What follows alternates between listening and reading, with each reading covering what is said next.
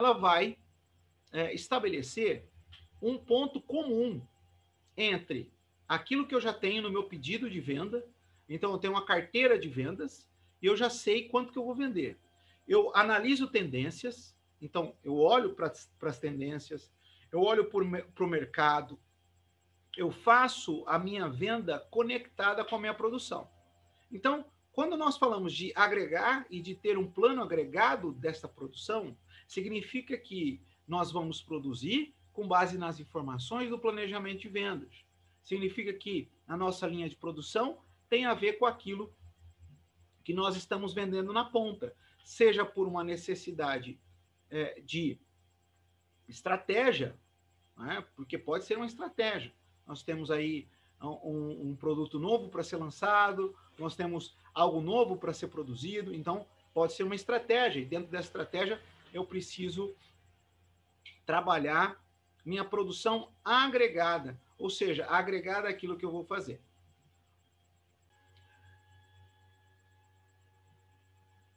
Quando nós pensamos em planejamento, está muito claro para nós que estrategicamente nós temos um plano de produção que ele é estratégico, um plano de longo prazo. E é nesse plano de longo prazo que nós vamos ter essa conexão com as vendas. Sale and Operation Planning, em operação de plano envolvido com a venda. É nesse plano de longo prazo que eu vou ter essa estratégia. Né? Então, eu vou ter, dentro do meu plano de produção, ali, previsão de vendas de longo prazo, mais uma previsão da capacidade. Então, aqui nós temos prazos e planos. Como eles podem se dividir? Né? Quando nós pensamos aqui nos prazos, dentro das características da logística, né? Que são muito próximas aí à famosa engenharia de produção, né? Ou gestão da produção. Então, engenharia de produção, gestão da produção e a nossa logística vão trabalhar com prazos, atividades e objetivos.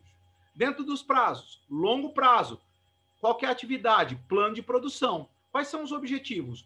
Uma previsão de vendas de longo prazo e uma previsão da capacidade de vendas.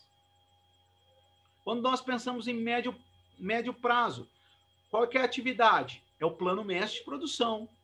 Né? Quais são os objetivos? A previsão de vendas e os pedidos em carteira. E aqui é muito importante dar esse destaque nessa questão, porque aqui, quando nós falamos em Sale and Operation Planning, né, aqui é que as vendas vão se agregar.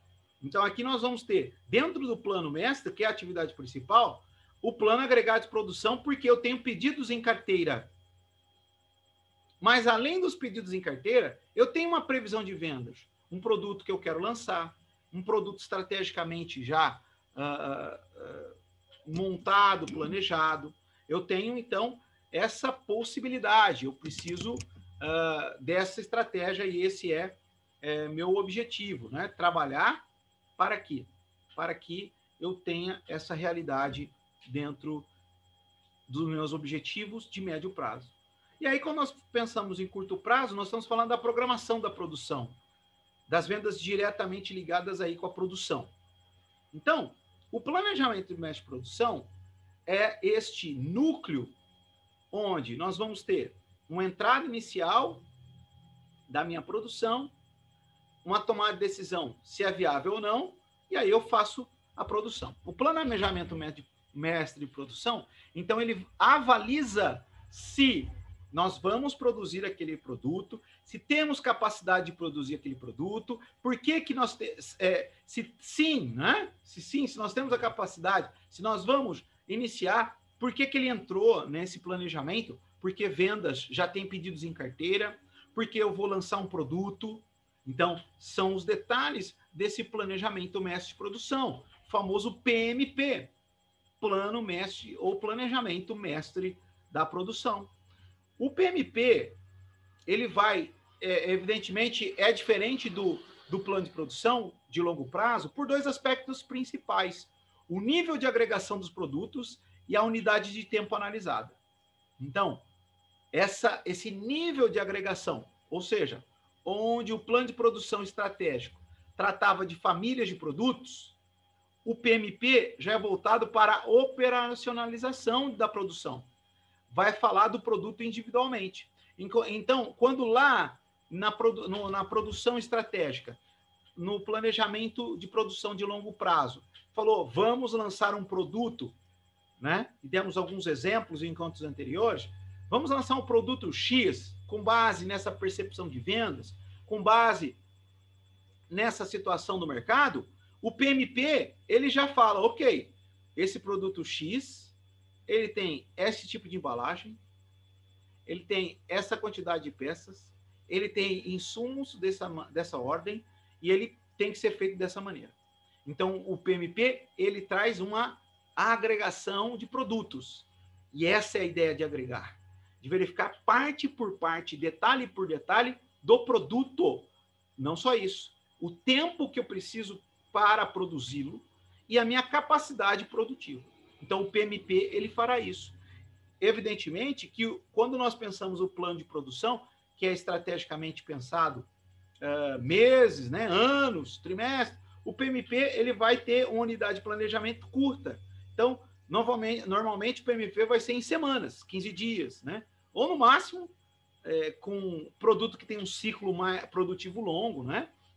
Alguns meses. Então, o PMP é aquele que trata ali quinzenalmente, né? Mês a mês da produção. E no PMP, todas as áreas que têm um contato mais direto com a produção estão envolvidas nesse plano.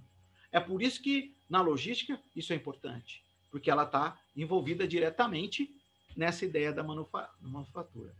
Algumas ferramentas são importantes para o desenvolvimento do plano mestre de produção e, evidentemente, para facilitar a nossa demanda, para facilitar a tomada de decisões, existe uma das ferramentas, é o arquivo do plano mestre de produção, onde nós vamos desenvolver alguns princípios. Veja, aqui um exemplo que trouxe para a nossa análise. Nós temos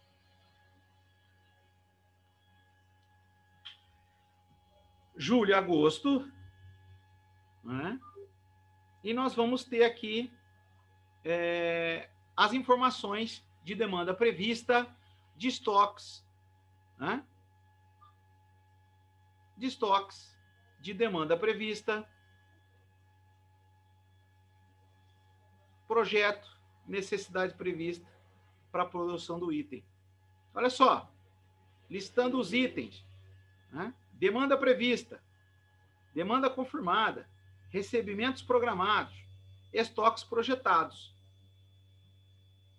Ou seja, o que eu preciso no meu plano mestre de produção para esse produto. Olha só, aqui dividido em semanas, perceba, primeira, segunda, terceira e quarta semana do mês, uma demanda prevista desse produto de 50, uma demanda confirmada de 55 na primeira semana e um recebimento programado de 100. Evidentemente, aqui, recebimento programado, nós estamos falando da matéria-prima. Logo, se eu tenho aqui um recebimento programado de 100, vou produzir 55 na primeira semana, e eu já tenho uma demanda confirmada de 40, eu já sei a necessidade. Por isso que eu olho o meu estoque, eu já venho aqui de junho com 5, tenho 50 em estoque, e aqui já faço uma programação. Olha só, o plano mestre de produção agindo nas semanas, intercalando, para que eu não tenha interrupção na minha produção. Em agosto, perceba, para o mesmo produto, nós fazemos uma demanda prevista. Espera aí, com base em números, analisando, né?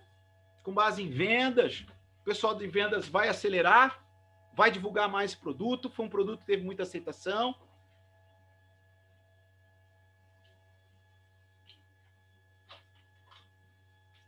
Logo, nós temos informações detalhadas de item por item. Esse aqui foi um item. Então, com as ferramentas, com as informações, nós podemos aplicar esse sistema de cálculo para ajudar na tomada de decisão.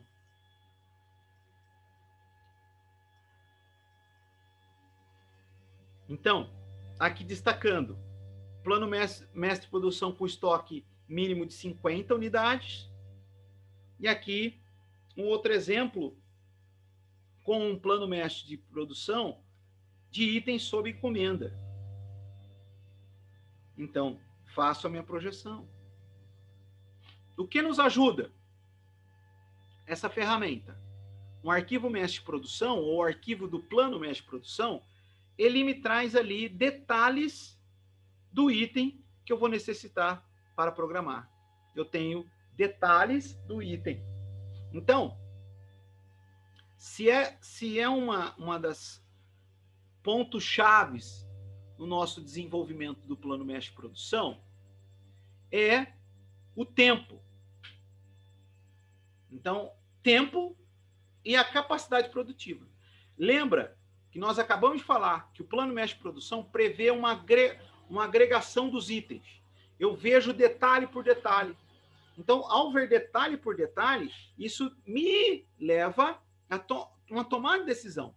Então, analisando aqui a árvore desse produto, um produto acabado X, ele tem 3 componentes: componente A, componente B e componente C.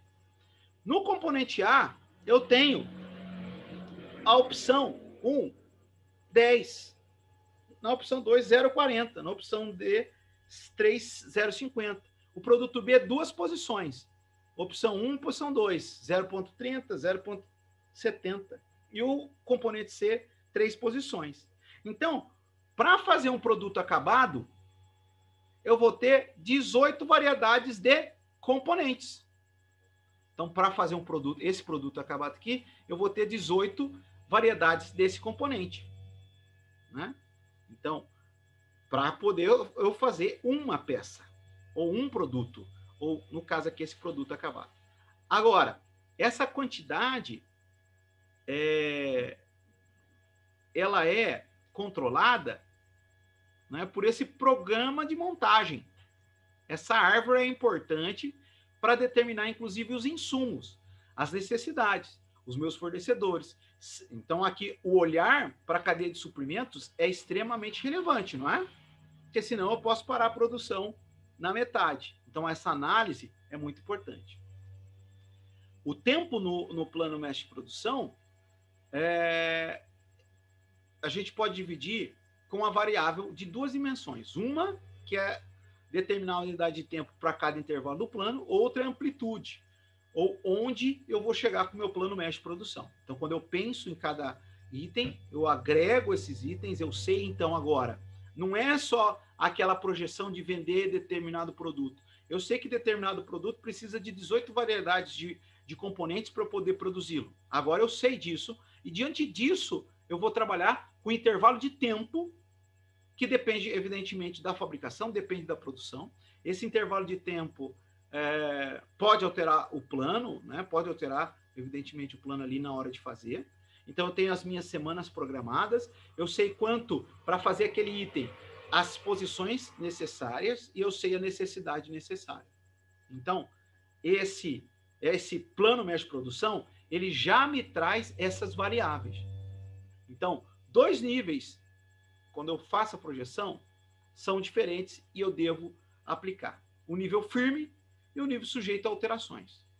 Qual que é a ideia dessa ideia de nível? Lembra que no plano mestre de produção nós temos 2 variedades de tempo.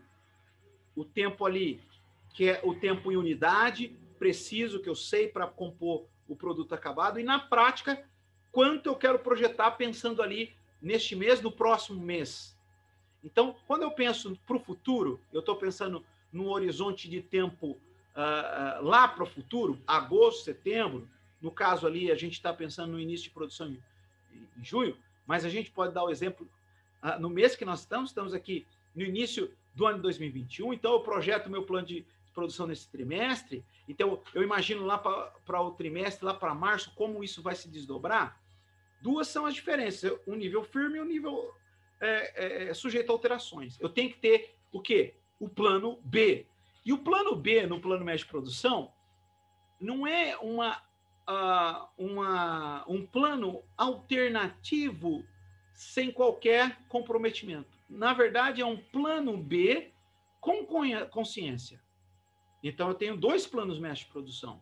Um firme, no qual a programação da minha produção, a ocupação dos recursos produtivos, todos os itens vão trabalhar de acordo com o tempo que eu programar. Contudo, eu preciso de uma flexibilização, porque muitas vezes eu vou precisar negociar a produção, muitas vezes vai ter dificuldade com o insumo, muitas vezes nós vamos trabalhar com uma pandemia global, e a necessidade de negociação, então, na produção tem que ser importante. Essa conectividade com clientes, essa conectividade com a outra ponta, com quem vai receber o meu produto, é importante. Então, eu devo ter essa conectividade. Aqui um gráfico, né, só para que a gente possa acompanhar essa ideia, né, de maneira visual, onde nós temos dois eixos. Num eixo eu tenho o tempo, no outro a demanda. Então, nós vamos ter ali demanda real, demanda prevista e a ideia da flexibilização. Quanto mais longe for o meu plano no tempo, eu tenho que alcançar um planejamento flexível. Se eu tenho uma demanda real, o plano tem que ser firme, eu tenho que entregar no prazo, concluir no prazo, eu tenho que ter os insumos, tem que ter todos os componentes, cada passo deve ser determinado e firme. Um programa de produção com alocação de recursos firme. Quando eu tenho um plano de produção PMP mais flexível, significa que eu estou perto, inclusive, de um declínio da demanda real, mas eu vou trabalhar com a demanda prevista. Exemplo que nós demos. Agora, nas nossas anotações. Nas primeiras semanas, nós tivemos ali a gente pode dizer, uma média de pedidos confirmados de produto X de 50. Logo, nós fizemos uma projeção para o mês que vem de 60 unidades. É uma demanda prevista. Logo, o meu PMP ali, ele é um flexível, porque ele ainda vai negociar a capacidade de recurso. Ainda a gente carece de confirmação dos pedidos em carteira, de confirmação da demanda. Maravilha! Adiante, queridos. Nós podemos dizer que quando nós colocamos isso no papel, nós temos tempo para o desenvolvimento de cada produto. E o PMP deve abranger isso. Quando nós falamos de um plano firme, é porque eu sei quanto tempo vai gastar para produzir cada produto. Por exemplo, num lote de 20 unidades desse produto, que tem um tempo de produção de 2 horas por unidade para fazer a montagem, né? Nós vamos ter 2 modelos de fabricação. Observem. E eu trago aqui para que você possa observar com bastante detalhe, querido logístico, bastante detalhe aqui a minha árvore desse produto. Olha só, nós temos então essa unidade de montagem, 2 horas por unidade. E aí nós temos o componente A, que precisa, qual é o recurso que ele necessita? Usinagem. Então, esses são detalhes do nosso plano de mestre de produção. Então, aqui, eu preciso de usinagem e aqui tem a ver com estoque. Aqui é montagem. Nesse submontagem do componente B, 2 horas por unidade é montagem. Aqui, 0,5 horas, ou seja, meia hora para usinagem. E aqui eu vou precisar de estamparia. E aqui a necessidade dentro do meu estoque. Então, veja, a base é a quantidade de itens que eu preciso para a minha produção. E o recurso que eu preciso para a minha produção. Então, se eu estiver pensando no lote de 20 unidades desse produto aqui, pensando em 8 horas por dia de trabalho por semana, o caminho crítico é que eu vou necessitar de 19 dias e meio para concluir esse lote de produção. Então, isso o plano mestre de produção tem que me apontar. Eu vou precisar de 19 dias e meio para a produção de 20 unidades deste produto. Dentro desse caminho de produção, né, é que nós vamos ter o plano mestre de produção. Ele se desdobra, evidentemente, ali no curto prazo, do plano de produção, que é quem vai marchar ali e vai providenciar para que o prazo seja cumprido. Não pode faltar, e eu preciso comprar a matéria-prima para esse item A, ou componente A. Eu preciso comprar a matéria-prima para essa peça 1. Eu preciso comprar a matéria-prima para essa peça 2. Então, olha a integração de outros setores. Por isso, um plano mestre de produção, que não depende só, então, exclusivamente dos logísticos. Não depende só da logística, mas a logística completa abarca ali setor de compras, estoque, faturamento, vendas, dentro dessa composição.